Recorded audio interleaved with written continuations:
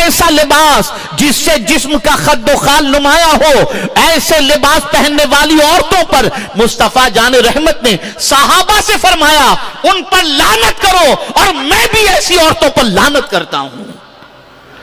سورہ اعراف کی آیت نمبر 26 کی تلاوت کا میں نے شرف حاصل کیا، جس میں رب قدیر جل جلالہ پرٹیکولر مسلم سے خطاب نہیں فرماتا بلکہ سارے انسانوں سے خطاب فرماتا ہے۔ یہ قرآن کا اسلوب ہے کہ ہر ایک کے ساتھ خطاب کا انداز مختلف ہے۔ رسولوں سے خطاب کرنا ہوا تو یا ایھا الرسول فرمایا، نبی سے خطاب کرنا ہوا تو یا ایھا النبی کہا، ایمان والوں سے خطاب کرنا ہوا تو یا ایھا الذین آمنوا کہا، اور انسانوں سے خطاب کرنا ہوا تو یا ایھا الناس بھی کہا اور یا بنی آدم بھی کہا۔ اس آیت کریمہ میں رب قدیر جل جلالہ سارے انسانوں سے، پرٹیکولر مسلم ہی نہیں بلکہ کوئی بھی آدمی ہے، انسان ہے، ان سارے انسانوں سے قرآن کی یہ آیت مخاطب ہے، اور اس کے مخاطب مرد و خواتین سارے کے سارے ہیں۔ کیا اللہ ارشاد فرما رہا ہے؟ یا بنی آدم، اے اولاد آدم، قد انزلنا علیکم لباسا یواری سوآتکم وریشا۔ اے اولاد آدم، اے انسانوں، بے شک ہم نے تم پر نازل کیا لباس کو۔ اللہ عز و جل نے لباس نازل فرمایا۔ حضرت آدم علیہ السلام اور حضرت حوا رضی اللہ تعالی عنہا کو جب رب قدیر جل جلالہ نے جنت سے دنیا میں قیام کرنے کے لیے بھیجا تو دین و دنیا کی جتنی ضرورتیں تھیں ان ضرورتوں کو بھی ان کے ساتھ بھیجا۔ اس لیے فرمایا قد انزلنا علیکم لباسا، تو لباس بھی آسمان ہی سے نازل ہوا۔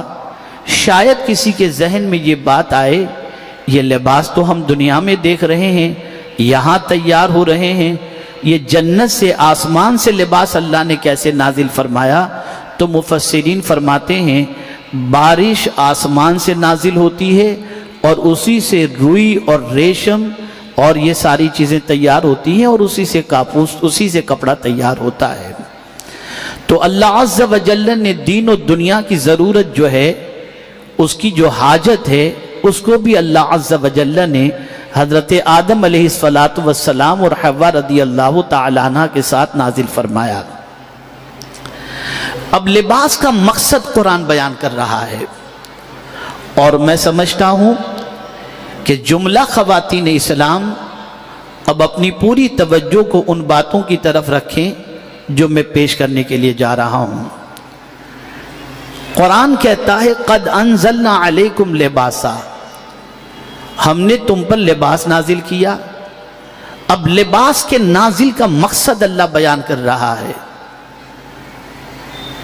لباس نازل کرنے کی غرض و غایت اللہ بیان کر رہا ہے۔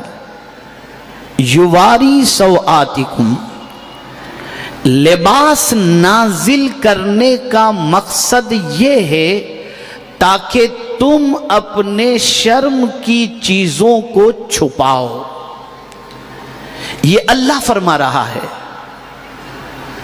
آپ اس آیت کریمہ کو اور اس کی تفسیر کو سورہ اعراف کی آیت نمبر 26 کے اندر جا کر کے اس کی تفسیر کو پڑھیں تو آپ کو پتہ چلے گا کہ رب قدیر جل جلالہ نے لباس کے نازل کرنے کا مقصد کیا بیان فرمایا۔ سوآتکم لباسا یواری سوآتکم، لباس تمہارے لیے نازل کیا گیا تاکہ تم اس سے اپنی شرم کی چیزوں کو چھپاؤ۔ پہلا مقصد لباس کا یہ ہے کہ ستر پوشی، شرم کی چیزوں کو چھپاؤ۔ اب اگر آج کے دور کے اندر ہم دیکھیں تو مقصد لباس ہی انسان بھول چکا ہے۔ آج کے دور کی خواتین کی زندگی کا جائزہ لیا جائے تو مقصد لباس ہی فراموش کر چکی ہیں۔ جس طریقے سے ایک انسان آج کے دور میں اپنی تخلیق کے مقصد کو بھول چکا، اسی طریقے سے لباس کے مقصد کو بھی آج کے دور کے اندر فراموش کر دیا گیا۔ اللہ عز و جل تو فرماتا ہے کہ شرم کی چیزوں کو چھپانے کے لیے اللہ عز و جل نے لباس نازل فرمایا، اور دور جدید کے اندر مغرب یہ چاہتا ہے کہ جتنا لباس اتار کر بے شرمی کرو اتنا ہی اچھا ہے۔ آج اگر ہم معاشرے کا جائزہ لیں، آج اگر ہم سوسائٹی کا جائزہ لیں تو آپ محسوس کر سکیں گے کہ کیا لباس کا مقصد پورا ہو رہا ہے؟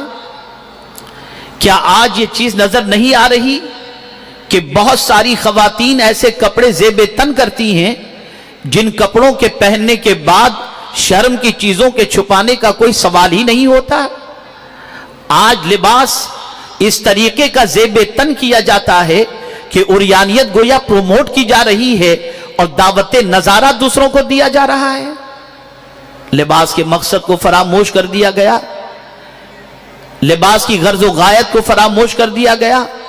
لباس شرم کی چیزوں کو چھپانے کے لیے ہے، لیکن میرے پیارے آقا صلی اللہ تعالی علیہ وسلم کے پیارے دیوانوں اور خواتین اسلام، آج ہم اگر عورتوں کے لباس کو دیکھیں، مارکیٹ سے لے کر شو روم سے لے کر پہننے والی عورتوں کی زندگی میں لباس کے شوق کو دیکھیں تو ان لباس کے شوق کے اندر کہیں شرم کی جھلک دکھائی نہیں دیتی الا ماشاءاللہ۔ آپ اندازہ لگائیں، لباس تو اس لیے تھا تاکہ ستر پوشی ہو، لباس اس لیے تھا تاکہ جو ہے شرم کی چیزوں کو چھپایا جا سکے۔ میرے پیارے آقا صلی اللہ علیہ وسلم کے پیارے دیوانوں، صرف یہی ایک مقصد نہیں ہے بلکہ قرآن نے یہ بھی کہا سوآتکم وریشا، اللہ عز و جل ارشاد فرماتا ہے کہ لباس زینت کے لیے بھی ہے۔ اللہ اکبر، ایک ستر پوشی، ایک شرم کی چیزوں کو چھپانا، اور دوسری چیز لباس زینت کے لیے بھی ہے۔ میرے پیارے آقا صلی اللہ علیہ وسلم کے پیارے دیوانوں اور خواتین اسلام، لباس انسان اچھے پہنے تو انسان کے حسن کے اندر اضافہ ہو جاتا ہے، انسان کے جمال میں اضافہ ہو جاتا ہے۔ اسلام یہ نہیں کہتا کہ آپ اچھے لباس زیب تن نہ کرو، اسلام یہ نہیں کہتا کہ آپ قیمتی لباس زیب تن نہ کرو، اسلام یہ نہیں کہتا آپ اچھے کپڑے نہ پہنو، اسلام یہ نہیں کہتا کہ آپ اچھے لباس زیب تن نہ کرو۔ اسلام یہ کہتا ہے زینت بھی ہونی چاہیے اور ستر پوشی بھی ہونی چاہیے، شرم کی چیزیں ظاہر بھی نہ ہو، وہ چھپی ہوئی بھی ہو، اور اچھا لباس بھی زیب تن ہونا چاہیے۔ آپ اسی طریقے سے رسول اعظم صلی اللہ تعالی علیہ وسلم کے دور پاک کی خواتین کی زندگی کا جائزہ لیں اور ان کے لباس کا جائزہ لیں تو وہ اپنا لباس کیسے پہنا کرتی تھی؟ اللہ اکبر، ان کے لباس کی پوزیشن یہ ہوتی، ایسا باریک لباس کبھی کسی صحابیہ نے پہنا ہی نہیں ہے جس لباس سے ان کے جسم کا کلر چھلکتا ہو، ان کے ہاتھ کی کلائی چھلکتی ہو، ان کے ہاتھ کا رنگ چھلکتا ہو، ان کے بال ظاہر ہوتے ہو، ان کے کان ظاہر ہوتے ہو، ان کا وجود کا جو خد و خال ہے وہ ظاہر ہوتا ہو، نہیں۔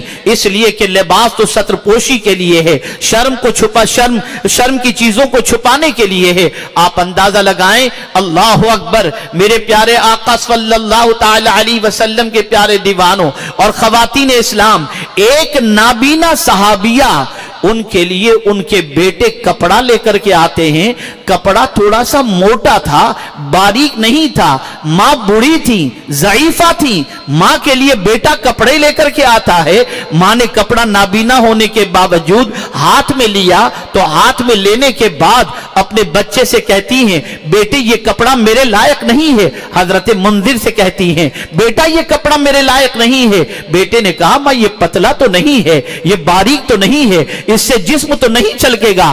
ماں نے کہا بیٹے کپڑا تو موٹا ہے لیکن یہ اسٹریچ والا کپڑا ہے، اس کپڑے کو پہننے سے یہ بدن سے ایسا چپک جائے گا جس کی وجہ سے بدن کے خد و خال نمایاں ہو جائیں گے، اس لیے میں ایسا لباس نہیں پہن سکتی۔ میں پوچھنا چاہتا ہوں ایک ایک ضعیفہ عورت، ایک نابینا عورت اللہ عز و جل کے فرمان پر اس طرح سے عمل کر رہی ہے کہ ایسا موٹا کپڑا جس سے جسم کے خد و خال نمایاں طور پر ظاہر ہو وہ پہننے کے لیے تیار نہیں. اور آج معاشرے کا جائزہ لے لیجئے، آج خواتین کے لباس کا جائزہ لے لیجئے، العیاذ باللہ. اللہ رحم و کرم فرمائے، مرد کی نگاہیں شرم سے جھک جاتی ہیں، لیکن عورت کے کپڑوں کا حال یہ ہے، کوئی دیکھا جائے تو اس طریقے سے کپڑے پہنتی ہے کہ آستین ہی غائب ہے، کوئی اس طریقے کا کپڑا پہنتی ہے کہ گلا ہی بڑا ہے، کوئی اس طریقے کے پائجامے پہنتی ہے کہ ٹکنوں سے کافی اوپر ہے، کوئی اتنا باریک پہنتی ہے کہ جسم کے اندر کے لباس ظاہر ہو جائیں. العیاذ باللہ. اے خواتین اسلام، اللہ کو مر کر جواب دینا ہے، رسول رحمت صلی اللہ علیہ وسلم کی بارگاہ میں حاضر ہونا ہے. ایسا لباس جس سے جسم کا خد و خال نمایاں ہو، ایسے لباس پہننے والی عورتوں پر مصطفیٰ جان رحمت نے صحابہ سے فرمایا ان پر لعنت کرو، اور میں بھی ایسی عورتوں پر لعنت کرتا ہوں. لعنت کس کو کہتے ہیں؟ اللہ کی رحمت سے دور ہونے کو.